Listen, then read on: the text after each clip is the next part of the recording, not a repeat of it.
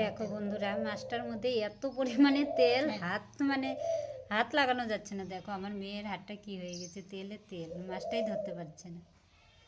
এগুলা তেল দিয়ে রান্না হয়ে যাবে, মাছ ভাজা হয়ে যাবে। অল্প তেল দিলে পরে এটা থেকে গামলার অবস্থা এই দেখো কিরকম তেল, এত মোটা মোটা হয়ে আছে। না খাসির তেলের মতো না? এই দেখো কত তেল। এগুলো দেখো জলে ভাসছে তেল। এগুলো রাখে দিই না। দেখো মাছগুলো, দেখো মাছ তো কেটে দিয়ে গেছে। মাছওয়ালা দাদা বলেছি এত বড় মাছ আমি কাটতে পারবো না, কেটে দিয়ে যাও। তারপরে ওই দাদাই কেটে দিয়ে গেছে। আগেও মাছ রাখলে আমরা পুরানা বাড়ি যখন ছিলাম তখন ওখানেও এই দাদাই মাছ, মানে ওর কাছ থেকে রাখলেও মাছ কেটে দিয়ে যেত।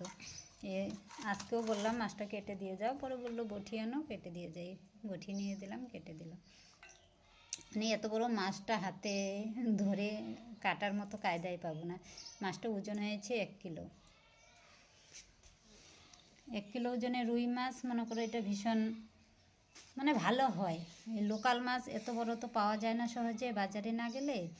এই পাড়ার মধ্যে এত বড় মাছ একা কেউ নিতে চায় না, তার জন্য আনে না। হঠাৎ যখন আনে তখন আমাদের নেওয়ার জন্য বলে ডাকে, তখন এই যে আমরা যাই, গিয়ে নিয়ে আসি।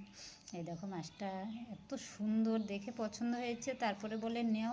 এখন আমরা তো মা ছেলে মেয়ে মিলে তিনজনে এত বড় মাছ খেতে পারবো?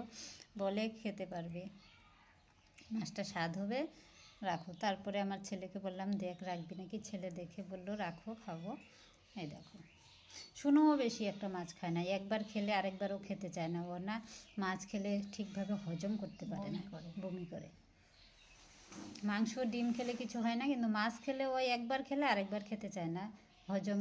হজমই হয় না ঠিকভাবে।